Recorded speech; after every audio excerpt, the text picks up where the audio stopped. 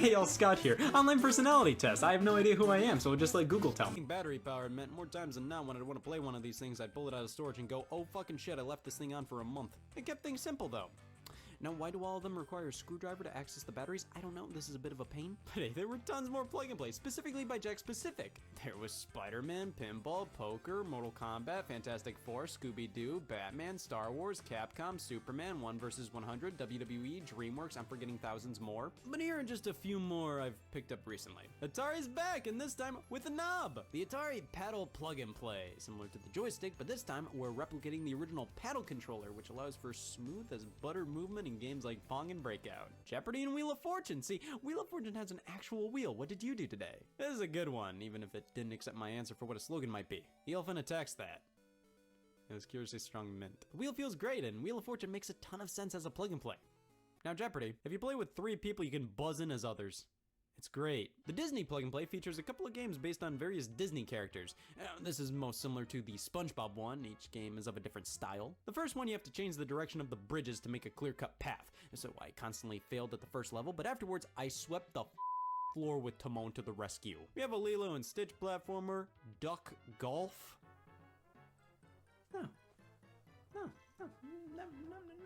No, that can't work. Aladdin's another platformer that feels a bit similar to Aladdin on the Super Nintendo.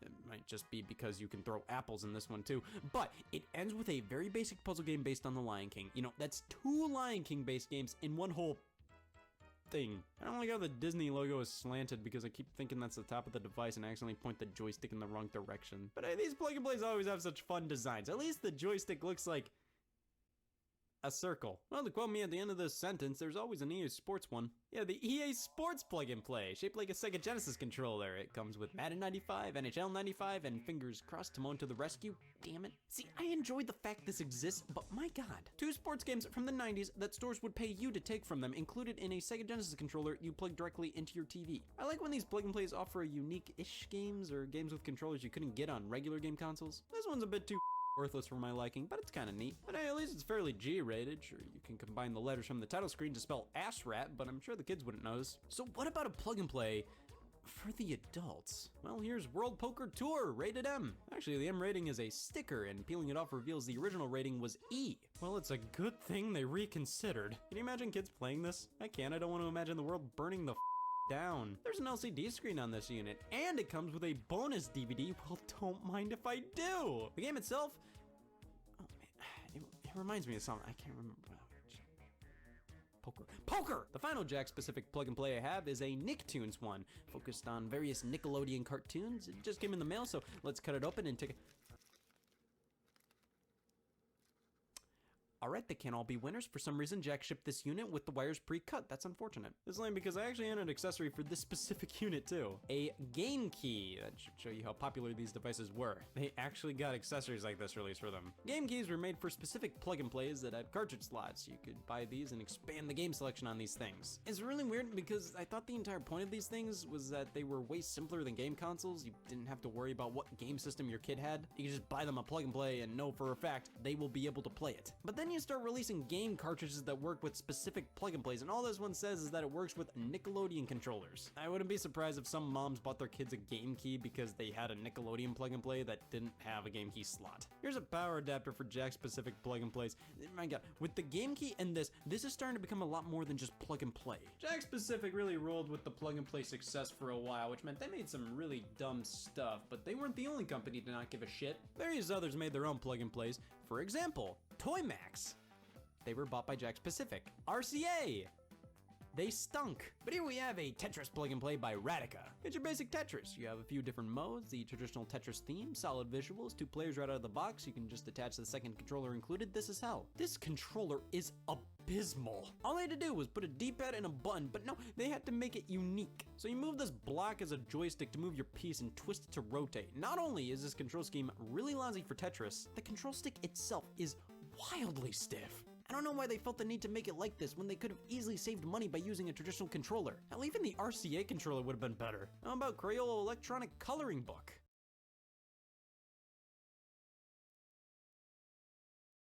I don't know why I'm disappointed. TV Wild Adventure Mini Golf. There better not be any ducks or I'm gonna fucking lose it. So this is interesting. It's a motion control golf game. You adjust your shot like this and wave the golf club over the sensor. Problem is, waving anything will register it as a hit, so as long as you keep the sensor covered, your character will constantly putt. Here's another gimmicky one, American Idol Dance Showdown. American Idol, you know, the competition show about singing. Here's a dancing game. It's a blatant clone of Dance Dance Revolution. You get a mat, you lay it out, and step on the right arrows at the right time. See, it's fine, but I personally feel that plug and plays work best when they supplement what you can do on a home console with unique controllers instead of just offering a version of DDR that a dollar store can sell. So that should give you a pretty good idea as to what the plug and plays were back in the mid-2000s, but that doesn't mean they aren't still readily available today, though I have no idea who's still buying them.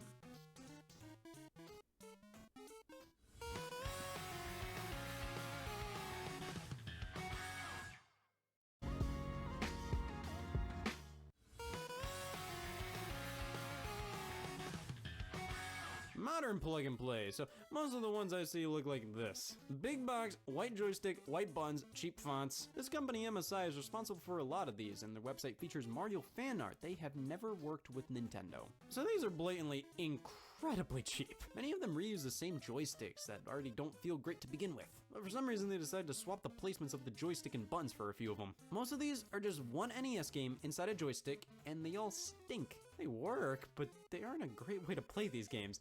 So much about this doesn't make any sense. So you wanted to make a plug and play for people who were nostalgic over Mega Man 2 on the NES? So you put it in a controller absolutely nobody played this game with? Like seriously, why a joystick? Why not something that at least resembles an NES controller? Plus, like I said, a lot of these only contain one game. This Space Invaders one, like seriously, is just Space Invaders. There have been so many other Space Invaders plug and plays before this with multiple games. This one, just Space Invaders. And it's not even that accurate to the arcade version. It's the Famicom version. Who played the Famicom version? Double Dragon. I mean, I will give this the benefit of the doubt. The batteries might be in here a bit wobbly. See, that's a problem with a lot of these units. Graphical problems if the batteries aren't fully in or are starting to go. But God, this looks bad. And it's just Double Dragon 1 on the NES. If you have the joystick, why not have the arcade version instead or include it alongside this? WrestleMania, yeah, just the NES game in the same joystick. Why don't I hear anybody talk about how garbage this company is? But I found this Pac-Man one at Walmart recently. It's actually pretty good. The design may not be the most comfortable, and sure, having the wires contained at the bottom with a lid may sound like a good idea, but just ends up making it more complicated to put away because now I have to cram all the wires back in and not lose the lid. But the stick and buttons feel pretty alright, and the game selection is pretty solid. It even includes the final level of Pac-Man where it's a full-on unbeatable glitch. It's sort of completely useless, but it's neat to be able to play it, as I'm sure most of us haven't gotten 256 levels into Pac-Man.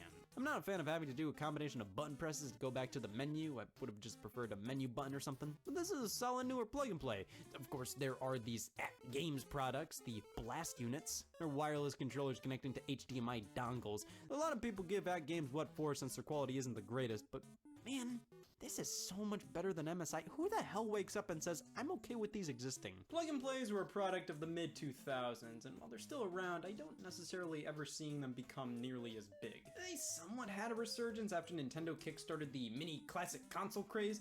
Some people call these little systems plug and play. I retaliate with, look at all these plugs. See, on the surface, these things may seem nothing more than cheap toys with extremely basic games for children. That sentence was finished long ago. I do have a lot of great memories with these things though, and none of them were groundbreaking or anything, but they were fun, quick pick-me-ups. Even if the games were incredibly basic, many were actually designed quite well, and basing the gameplay off of old school arcade games or just offering old school arcade games to play, I think that gave a lot of young kids a greater appreciation of classic games. Of course, none of these I desperately want to go back to, and bring them back today doesn't work. I mean, these worked so well back in the mid-2000s because most TVs had composite inputs on the front. Now with HD TVs, if they even have composite inputs, they're on the back. And even then, plug and plays, most of the time, way more. Hey all, Scott here. Why didn't you tell me about pencils? This is great. Consider me a newborn fan. I'm sold. I don't even have to think about the next pencil I buy because I already pre-bought all of them. I should have waited for reviews. New product? Oh, don't mind if I do. If it comes from a company, I love it. You don't need to wait for first impressions or reviews. You can just order something the moment it's announced. It's one of our two rights. Now, does that mean you'll get it the day it releases? You'd think so. Pre-orders, the act of pre-ordering. You'd mostly do this to ensure you get this product the moment it comes out, or at the very least, a copy is reserved for you. Pre-ordering something doesn't always mean you'll get it on launch day. Sometimes shipment delays happen. Rather, it ensures you will in fact get it at some point in your life. Pre-ordering is more for the consumer that just can't wait to buy a product, but they can wait to use it. And in the video game industry, pre-orders are a way of life. This is something that's so frequently done with games. Every single one is up for pre-order, and so many people feel the need to hit that button. Other entertainment fields don't feel nearly as inclined to do this. I mean, you can pre-order a digital movie, but are you really human if you do that? With games, pre-orders are constantly pushed, more so than anything else. Oh, if you're interested in this game, you should pre-order it. If you do, you'll get to add something to a landfill. Listen, I rarely pre-order games. I personally feel like it overcomplicates things rather than simplifies them. Most video games are mass-produced. You're not gonna have a hard time finding New Super Mario Bros. U Deluxe on launch day, so if you pre-ordered it, get over there. If that game wasn't available at Best Buy at launch, The simulation's crumbling. plus with pretty much every major game being released day of digitally, sometimes even before the physical release, there's no worries about stock problems. If you really wanted to play a game at launch and there are no more copies available, you have options. I've just had more problems with pre-orders than I haven't. It all started with my first pre-order ever.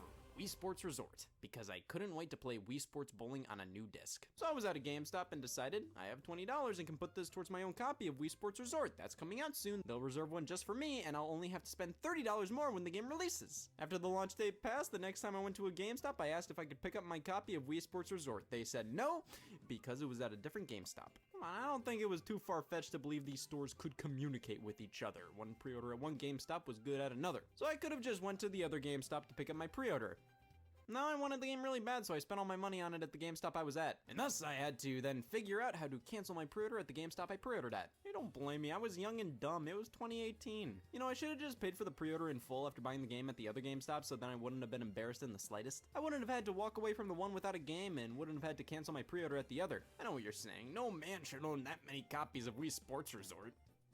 So 2? Ever since that day, pre-orders have left a bad taste in my mouth. It's like buying something with extra steps. Like I went to Best Buy to buy a laptop. They didn't have the specific one I wanted, but said a nearby store had it in stock. So they said I could purchase the laptop at this Best Buy, then show up to the other Best Buy, tell them what I did, show them my information, and pick it up. No, that's just asking for trouble. Like I could do that. Or I could just show up to the other Best Buy and tell them I want that specific laptop and pay for it all right there. They would need to scour their records, find out, oh god, did he buy this at a different store? I don't want to keep my receipts, payment records, and birth certificate around just to pick up Go Vacation on launch day when I can walk into the store and find 50 copies on the shelf. Plus, who wants to tell a cashier, hi, I pre-ordered Go Vacation? Wow, you really care, don't you? Okay, but what about online pre-orders? Pre-order the game on Amazon, you'll get it delivered to you day of.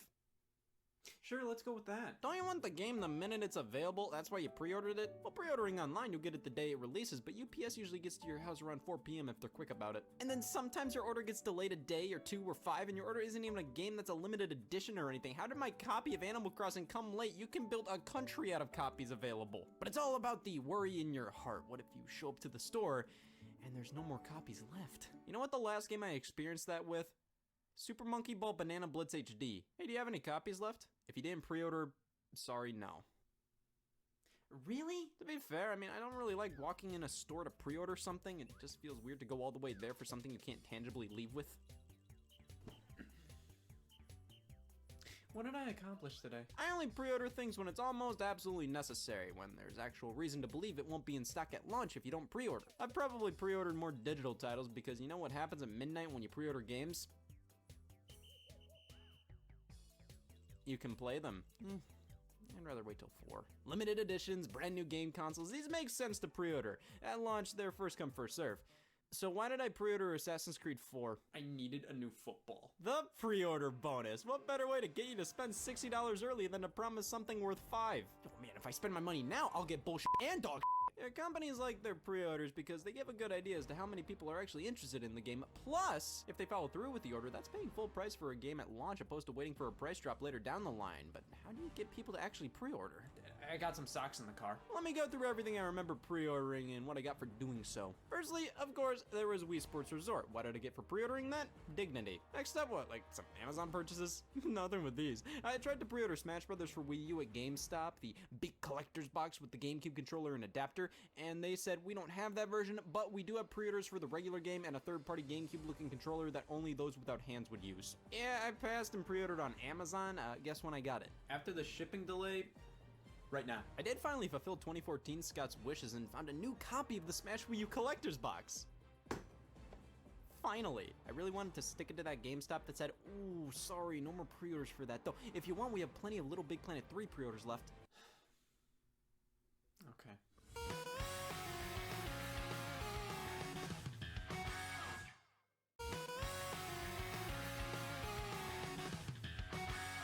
Alright, how about this? Splatoon for Wii U launched in May of 2015. I pre-ordered at GameStop because you got a DLC code for Inkling costumes for the Mii Fighters and Smash Brothers for Wii U when picking the game up. That was such a fun incentive, I had to do it! Did I use the costumes? What do I look like, somebody who does that? Come on, these costumes were valued at 75 cents. I couldn't pass this deal up. Now, if you pre-ordered Splatoon at Target, you got a water gun. Good thing you didn't have to specifically pre-order to buy them.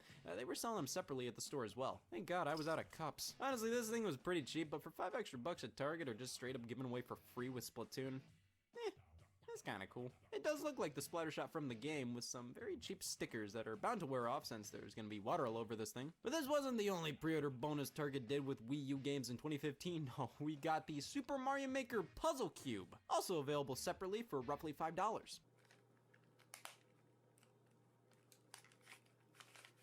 Jesus, how did they up a Rubik's Cube? This is using like the cheapest plastic imaginable. Each turn feels like I'm grinding against the rest of the plastic. I can commend them for doing something cute like this, but I'm sure the people in charge said, we have just enough funds to kinda do a Rubik's Cube. If you can only kinda do a Rubik's Cube, you probably just shouldn't do a Rubik's Cube. Now, I personally pre-ordered my copy of Mario Maker over at GameStop because they were giving out this poster celebrating the 30th anniversary of Super Mario Brothers. I don't know, I don't really put up posters outside of a few key examples, but this one just looked neat, so I thought, I'll pre-order to get that. How about with Twilight Princess HD? At GameStop, I got the soundtrack on CD.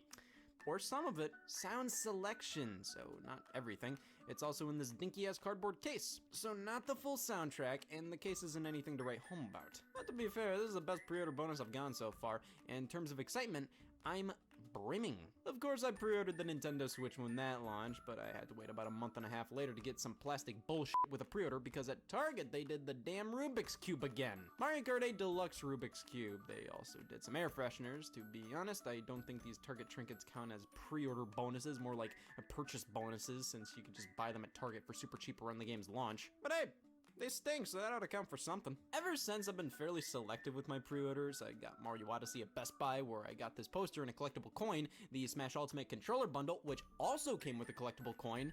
And I mean, these are quality little trinkets, but at least with the Rubik's Cubes, I got a good few years out of looking at those complaining. These, there's just not much to them. They're nice little coins. So cool, but like, I don't even know what I'm supposed to do with these. I haven't personally truly experienced a crazy good pre-order bonus. I think the one everybody points to that was undoubtedly the best of all time was the Legend of Zelda The Wind Waker's pre-order bonus. You got Ocarina of Time plus the all-new Master Quest version of the game as a GameCube disc. So you pretty much got an extra game for free by pre-ordering this game. Pretty sweet deal. Pre-order copies of Mario Kart Double Dash contain the fabled bonus disc featuring game demos. They were seriously putting work into their pre-order bonuses back then. So, how did pre-order bonuses look a decade later? A free football for pre-ordering Assassin's Creed 4 at Best Buy. Well, I was gonna buy a football at Best Buy anyways. I needed a new Assassin's Creed 4. This is perfect timing. A flashlight for pre-ordering Shadow of the Tomb Raider at GameStop. Yes, the inside of the game case is so dark I can't find the game without it. A banana-shaped Wii Remote holder for pre-ordering Donkey Kong Country Returns at GameStop. This Wii Remote is really pissing me off. It's not in something else. Good thing I pre-ordered. 25 extra lives for pre-ordering Sonic Lost World from Amazon. Yeah, that's what got me to pre-order. More lives. Free condoms with infamous Second Son at GameStop Italy. They'll work or your money back. You got exclusive special moves to perform in Remember Me based on Street Fighter by pre-ordering from Amazon, Best Buy, or Steam. Why lock stuff like that behind pre-orders? Why lock cool gameplay incentives? Well, it's easier than supplying quality merchandise. Gears of War 2's pre-order bonus was an RC car tank. for free. You know, Target couldn't even get a Rubik's Cube right. Yeah, think if they tried to give you an RC car instead. That's why we got Thumbworm merch for Super Street Fighter 4. Lots of these bonuses feel like they're trying to offload excess stuff they have in a warehouse off to consumers. You ever try to leave a GameStop without a pre-order bonus? I have yet to hear somebody who has. I blacked out and woke up owning a keychain. Deus Ex Mankind Divided decided to revolutionize the pre-order experience by offering tiers of pre-orders. You could pick this tier, but you'd have to choose which pre-order bonus you'd want, or you could pick this higher one, but you'd have to choose which bonus you'd want, or you could pay a huge premium to play the game early. But the only way higher tiers would be unlocked was if they got enough pre-order sales. So you had to bug people to pre-order a game, so you had the potential to pay more for your pre-order to potentially get one pre-order bonus or another, but not both. I'll just take the fucking football. This plan was canceled after negative feedback. I mean, it's just straight up confusing. I mean, sure, I think getting dinky little keychains is sort of lame as a pre-order bonus, but it's harmless. It just doesn't do much to incentivize me to actually pre-order. Rather, they are what the name implies, a bonus, not really an incentive. And sometimes these bonuses can be legitimately cool. Art pieces, CDs, posters, of course, they rarely can get amazing, like with the Master Quest, but I doubt we'll ever see a pre-order bonus that great ever again. But if anything, some of these modern pre-order bonuses really hit home what I was trying to convey a bit ago. Don't pre-order shit. Like, why? The only reason to actually pre-order something is if you get a benefit from it. Like, it'll be scarce and you want to make sure you get it. But pre-ordering Watch Dogs?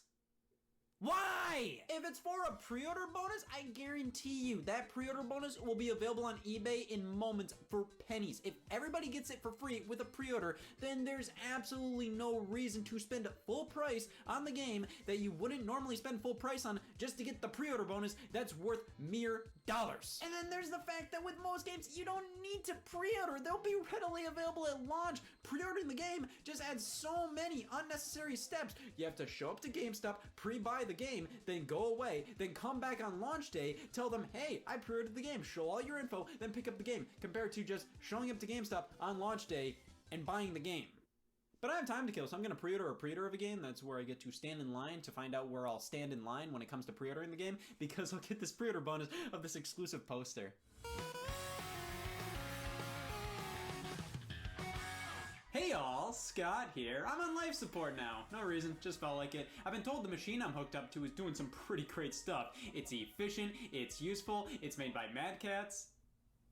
I should probably start proofreading my will. Did you know hands can hold garbage and garbage? Game controllers are fairly understated in the grand scheme of things. I mean, as long as you can reach all the buttons at once, that shouldn't be an issue, right? They are ridiculously important to the gaming experience, but that importance comes at a price. As the years have gone on, official game controllers have risen in cost significantly. We go from the GameCube controller retailing for $19.99 to my scheduled laugh at the Switch Pro controller's price point.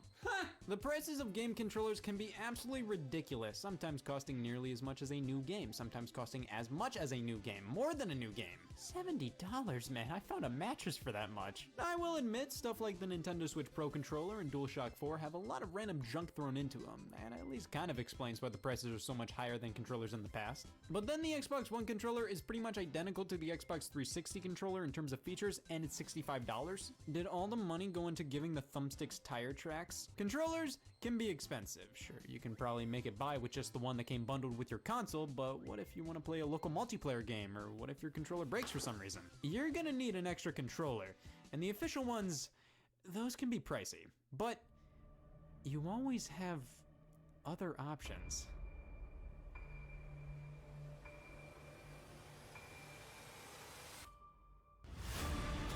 They give these away with car stereos. Third-party controllers, controllers not made by the company who makes the console. You never know what you're gonna get with these things. Since they're made by a company that had nothing to do with the actual console, they don't have to abide by any rules, designs, or legal restrictions, nothing.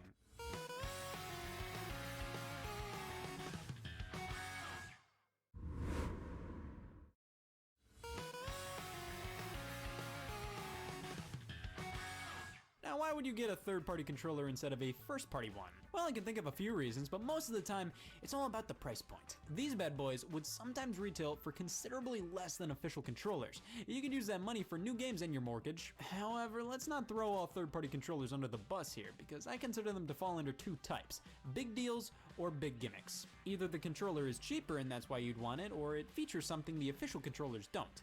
Like the QuickShot controller for the NES. This isn't supposed to be a replacement controller, it's supposed to be an alternative. If you want to use a joystick with your games, whip out the coffee table, jam the stick. With the suction cups, this thing ain't going anywhere. This works well for arcade style games, or stuff like Top Gun if you're one of those people. But in terms of a controller with no real advantages compared to the official controllers outside of price point, the Hanyu Explorer 1 for the NES, literally just another company's version of the NES Advantage. There isn't much reason for you to pick this up other than the fact that it's cheaper than the official Advantage controller. However, this thing has some interesting features. These top two buttons do absolutely nothing, and there's a useless battery compartment. I really have to start using this term better. In the grand scheme of third-party controllers, these ain't too bad. Third-party controllers were more so gimmicky back in the NES days, mainly because you needed like 2 standard NES controllers at the very most, so for people to want other controllers, they needed to stand out. They needed to have features the regular controllers didn't have. That called for pretty much any unofficial controller to have turbo buttons, like the Turbo Touch 360 for the Sega Genesis. This gives me chills. We have switches to give any of the buttons turbo fire, but the star of the show here is the lack of a D-pad. I'm sure tons of people who saw this in the store went,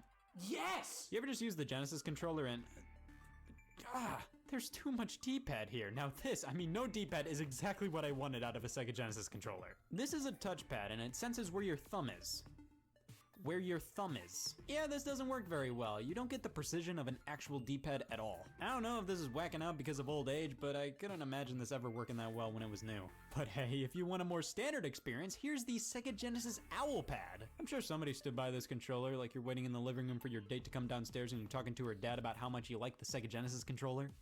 We're an Owlpad family. The back is a soap dish. Now, if you're looking to buy retro gaming garb these days, you're likely to come across these off-brand controllers. They look pretty similar to the originals, but with a few things altered so Nintendo doesn't have a fucking aneurysm. If there's just a blank space where the Nintendo logo should be, run. These things prey on people looking to buy old systems who need an extra controller. They're usually for sale at retro game shops and look almost identical to the original controllers, but are almost always inferior in every way. Like, come on, $15?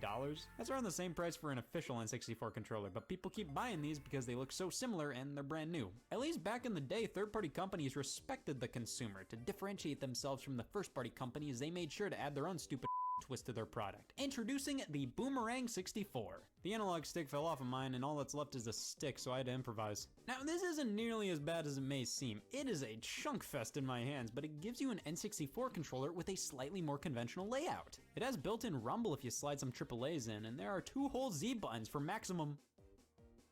But the D-pad is stiff, the L and R buttons are in totally out there locations, and overall it's just an awkward controller. Also, the name is a lie. The SuperPad 64, now this screams, oh I need a Nintendo 64 controller and only have $10. I'm gonna be saying that on my wedding night. It's a substitute, but that's all it really is. It doesn't excel at anything in comparison to the original. Yeah, this isn't great, but I'm used to how not great it is. The SuperPad 64 just feels weird without those grips on the sides. It feels incomplete. Z feels like a gas station fuel button. The SuperPad 64 is the type of thing I think of first when I hear the term third-party controller. Cheaper in every sense of the word. But this was made by Performance. The company I immediately think of when I hear the term third-party controller is Mad Catz. If you walk into a building constructed by Mad Catz, get the out of there. Get all the kids out of the room. 3, 2, 1. Jesus Christ, censor that. The only Mad Catz product I own legitimately without thinking twice about it being made by Mad Catz was my GameCube memory card, and I'm still happy to have it on me. Look at all these memories, an entire page of Nickelodeon game save files. I love gaming. But look at this, 16X, whatever the hell that means, keep it coming. I had so much storage space on this card. Mad Catz was never the worst supplier of controllers, but they were definitely known for their mediocrity. But come on, has a company who made a Dallas Cowboys PS2 controller ever steer you wrong? A lot of their controllers aren't terrible, but they're on their way up there. The Mad Catz GameCube controller, talk about undercompensation. You take a regular GameCube controller and then just warp every element of the controller until it's a shrunken, grotesque GameCube pad. Oh, and bold up the fonts on the buttons. Just by looking at this thing, there's something undeniably cheap about it. Like many of these controllers, it works, but so does filing for bankruptcy, so whatever, different people like different things. Well, what about the Mad Catz arcade stick for the Xbox 360? With all the arcade titles available on the 360, you needed a good arcade stick to play them with. I still need a good arcade stick to play them with. This controller is all show no go. You look at it and go, wow, this is everything a regular Xbox 360 controller is, but with controllers tailored for arcade games. A joystick with a fire button on top, a spinner for games like Arkanoid, this is gonna end in heartbreak. This is just a regular thumbstick on stilts. It has such a wide range of movement. Most arcade joysticks are locked in a set number of directions. Here you have full 360-degree movement, which let me tell you now, this does not work well for Ms. Pac-Man. The entire controller itself is too tiny, like you want to be able to slam an arcade controller on a coffee table and not have to worry about it moving all over the place. No, this one's too small and light to set down and play with, but it's too big and cumbersome to hold in your hands. This has a lot of the same problems as the Atari 2600 joystick in terms of size. I can't say Mad Catz didn't try with this controller, but they didn't. But want to know who did try with their controller? Nickelodeon. Put SpongeBob in your hands. SpongeBob controllers for the PlayStation 2 and GameCube. I remember advertisements for these, and yep, it is SpongeBob in your hands. It's a good Wednesday night controller. I'm not going to use it all the time, but one day a week I'm good with. You get a lot of these novelty controllers made by third parties, like a Dallas Cowboys controller, damn it. Now, you can't go talking novelty controllers without bringing up Afterglow. Yeah, I was 16 at some point. This interests me. An Afterglow Wii remote, transparent in all the right ways. Lock some batteries in, sync it up, and that is fairly disappointing. They move some button placements around, like the 1 and 2 buttons are at an angle, that's sort of annoying. Plus and minus are right next to the A button, honestly a pretty okay change, but then the home button was moved all the way to the top and you need a damn toothpick to hit it. Well, why sit here and whine when we can whine with even more style? A Rock Candy Nunchuck, finally a controller that answers my lucid dreams. The Nunchuck finally has an ass. It's transparent plastic as well, but because of that we get to see some of the iffy looking wire in here. That doesn't look too good. If this doesn't scream playing Goosebumps Horrorland, I don't know what does. Now what if you're playing Xbox 360 and your hands start to bleed? Well damn, you don't want to stop playing to dry the blood off, so introducing Airflow, the controller with a fan. You hit this button and the fan turns on. Well, that checks out. This is a very standard wired Xbox 360 controller, but with LEDs and a fan with 2 different speeds. Honestly, it's good at what it does. If you're really hankering for a controller with a fan, you can do a whole lot worse than Airflow. Speaking of good third-party controllers, the Logitech wireless PS2 controller. Oh my god, this thing is really comfortable. Dare I say, more comfortable and sturdier than the official controller. The traditional PlayStation 1, 2, and 3 controllers just aren't really my thing, but this bulks it up a bit and just melts in my hands. Also, I like the blue underneath the analog sticks, those are fun. Here we have a few controllers for the Nintendo Switch. First up is the 8BitDo SN30 Pro. I've always heard a lot about 8BitDo, damn whatever. They specialize in retro-esque Bluetooth controllers, this one obviously taking heavy inspiration from the SNES. And yeah, it's pretty good at what it sets out to do. I don't see this as a full-on Switch Pro controller replacement, but as a supplemental controller for 2D platformers or retro stuff, then oh yeah, it's good. It also works on PC, Android, and irrelevant, so there are a ton of uses for this thing. But what about a controller made specifically for the Nintendo Switch? Well, just your luck, here's the PowerA wireless controller. Themed after The Legend of Zelda, specifically with some Twilight Princess art. It's okay, I mean, it's perfectly fine. It has motion controls, you also get these buttons on the back you can map any of the other buttons to. However, you don't get HD Rumble or NFC here. For that, you need to chalk up an extra 20 bucks for the official Pro Controller. That's not worth it. The extra money may not be worth what the Pro Controller adds in terms of features, but I will say the extra 20 bucks is worth the more premium feeling of the Pro Controller. This is perfectly fine, it does the job, but at 50 bucks for a third-party controller, I'd just spring for a Pro Controller at that point. Here I have a bunch of PS3 controllers. Alright, first up, this is the GameStop branded one. That feels alright, let me test out the trigger. Oh my god. The Tier 1 wired PS3 controller, pretty much just like an Xbox One controller. The X got rubbed off here, that means somebody must have used this thing. Rock Candy strikes again, this time with this tiny PS3 controller. This feels like something I get out of a capsule machine. Let me rewind a bit to the PS2, the TTX Tech wireless controller. I see they had to make sure the button symbols were different enough to avoid copyright problems with Sony. What are you talking about? That's not a PlayStation X, that's a Norse symbol. It's feeling like one of those B-Bon cool kind of days, you know? Here's the B-Bon cool for the Nintendo Switch. This hurts. Everything just doesn't feel right. These triggers, the sticks, the D-pad. No. Okay, I've never bought into third-party controllers before because you are almost never going to get the same experience or quality than from the first-party offerings. Sure, some stand out, but 90% of the time you're asking for trouble buying these things. Oh wow, a Nyko controller. Might as well be saying, oh wow, I can't just buy a pre-owned first-party controller or save up just a little more for the official one? Sure, some of them have their place in the market, but time and time again I just ask myself, why do most of these exist? And on top of that, Mad Catz pulled a fast one on me. This isn't a life support machine. This was just a bread box!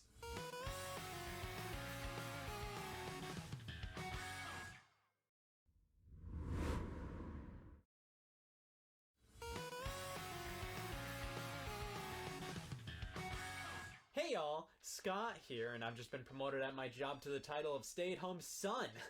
Suffice to say, I've had a lot of extra time on my hands, and I've been discovering the legends of lost video games. Someone please hire me. Games are a medium in which preservation can be tricky, thus some games can't be played in their original state. These are games that have basically been lost, not games that were cancelled, but games that existed and were playable, but are inaccessible nowadays. These are the games that time forgot.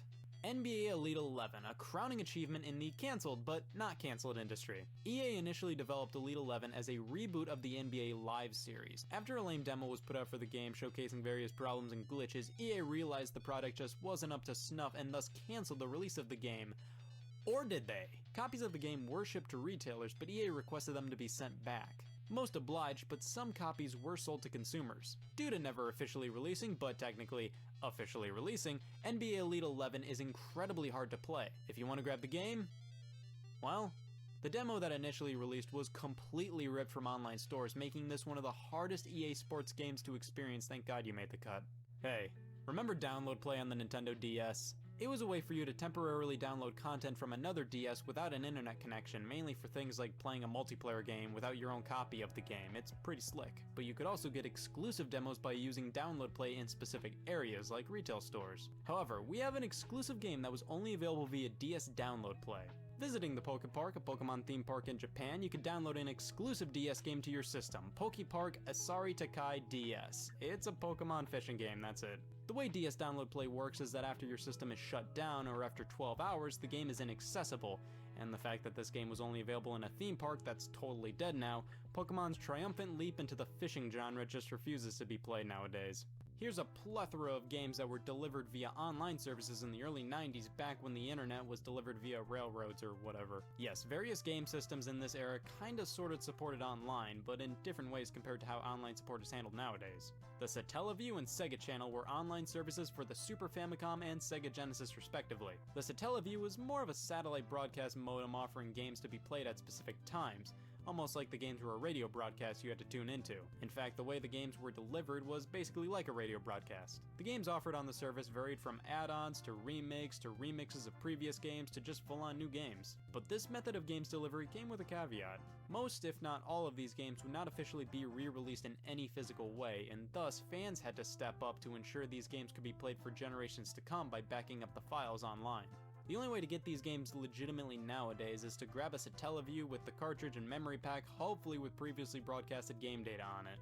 A good majority of the Satellaview broadcasted games can be played now via emulators, and unofficial reproduction cartridges exist of various games, but many are not in their original state. For example, an expansion to The Legend of Zelda: A Link to the Past was released, entitled Ancient Stone Tablets, and featured a narrator speaking to the player alongside orchestrated music being streamed. While Ancient Stone Tablets can be played on an emulator nowadays, it's never been officially re-released by Nintendo, and the narrator and orchestrated music is completely lost. Another one is Kirby's Toy Box, a collection of games broadcasted via this service. They were minigames, basically an expansion of Kirby Superstar. Most of the minigames have been found, backed up, and can be played online right now, except for one. The game entitled Ball Rally is still lost and can't be played unless you just so happen to have a Satellaview with the game on it, which is something that has yet to surface. Just a few years ago, a good chunk of the Kirby's Toy Box games that were believed to be lost did end up surfacing, so don't completely count this one out just yet.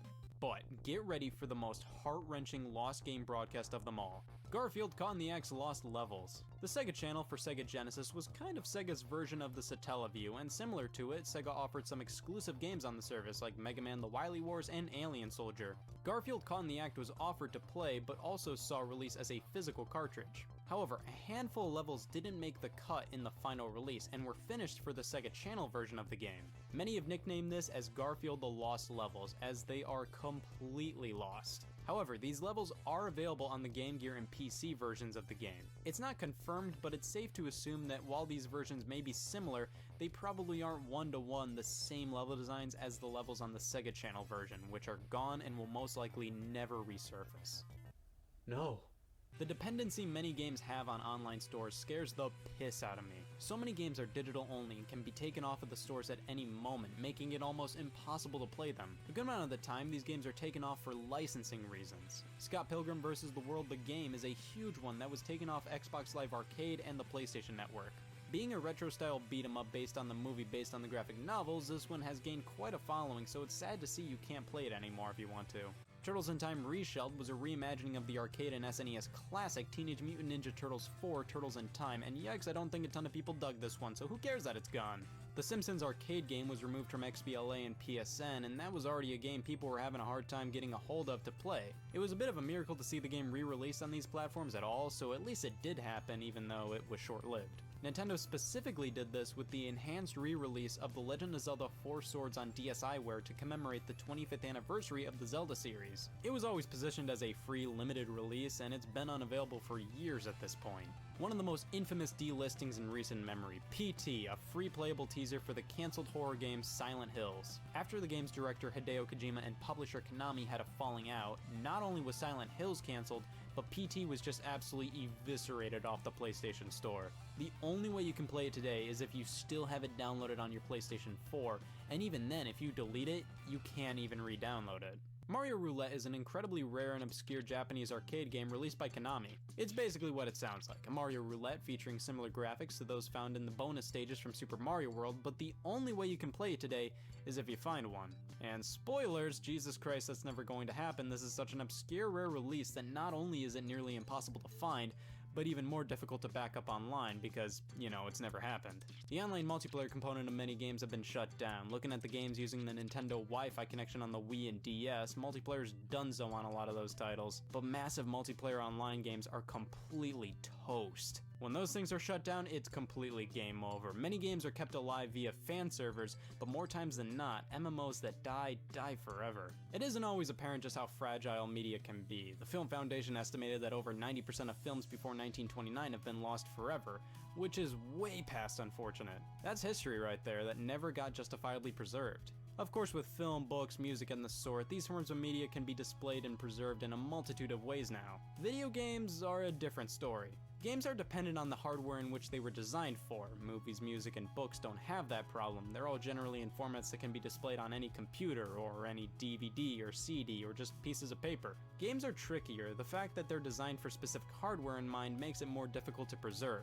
Many point to emulation, which of course emulates a specific video game console on different hardware, and yes, that's an excellent way to preserve games, especially and in my opinion, preferably when it's officially endorsed by the companies who originally made the game. Recent releases like the Mega Man Legacy collections are emulations of some classics, which many purists may scoff at, but in my opinion, if they play and look as they should, I commend re-releases like this, as it ensures that these games are readily available to play and won't be lost to history. But of course, not everything can be preserved, and we just have to live with that. I would love to get my hands on a lot of these games someday, but I'm not giving my hopes up. Honestly, the fact that some of these games are lost to history makes them more interesting in some cases, and potentially gives them more notoriety than if they were readily available. But it still would be nice to have hard copies of all these games. Of course, when talking about games that are lost and can't be played anymore, everybody has to mention Club Penguin, an online game where you just bro out with other people all displayed as penguins. You see, I never played Club Penguin. I was always more of a Nicktropolis guy, which suffered the same fate. Well, with these online chat room kids games gone forever, I guess I'm gonna have to relive what it's like to be a kid in one of these things by just going to a chat room and posing as a 12-year-old.